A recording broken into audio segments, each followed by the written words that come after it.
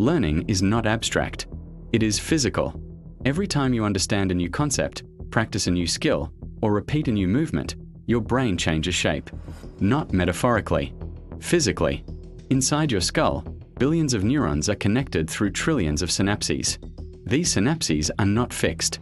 They are dynamic structures constantly being strengthened, weakened, formed, or eliminated. This capacity to change is called neuroplasticity. When you encounter new information, sensory signals travel through neural circuits. Electrical impulses move along axons.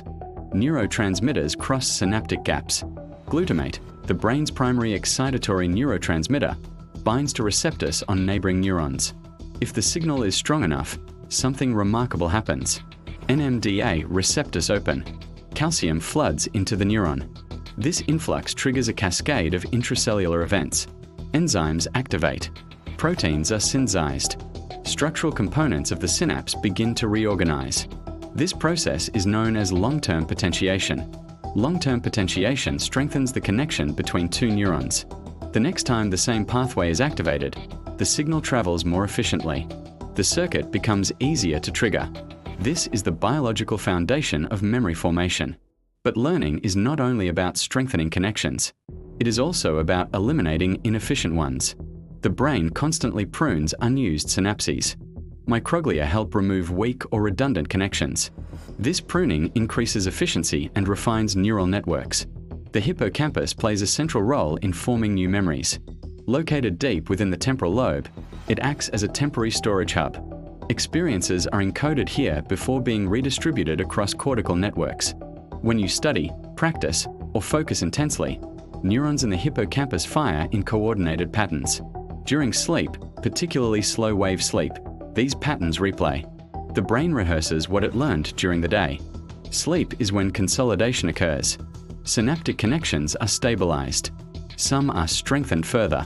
Others are weakened. The brain optimizes its architecture. Learning also activates the brain's reward system. When you successfully grasp a concept or solve a problem, dopamine is released from the ventral tegmental area. Dopamine reinforces neural circuits associated with successful outcomes. This makes the brain more likely to repeat that behavior. Emotion enhances learning. The amygdala interacts with the hippocampus to prioritize emotionally relevant information. That is why emotionally charged experiences are remembered more vividly. Stress can alter this process.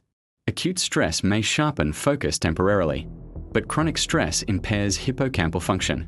Elevated cortisol can reduce synaptic plasticity and even shrink dendritic branches over time. Energy is required for learning. Neurons consume large amounts of glucose. Mitochondria increase ATP production during sustained cognitive effort. Blood flow to active brain regions rises, delivering oxygen and nutrients. Learning reshapes white matter as well. With repetition, axons become more heavily myelinated. Myelin increases the speed of electrical transmission. Practice skills become faster and more automatic. Repetition builds structure, but challenge builds growth. When you engage in tasks that stretch your ability, broader neural networks activate. The prefrontal cortex supports planning and decision-making.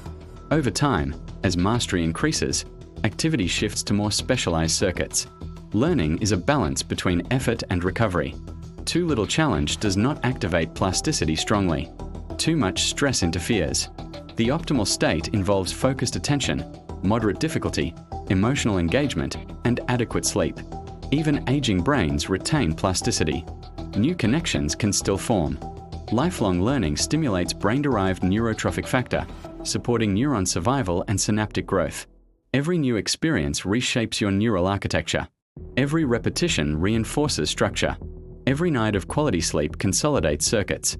Right now, as you process these words, neurons in your visual cortex, language centers, and prefrontal cortex are firing in coordinated patterns. Your brain is changing. The question is not whether learning alters you.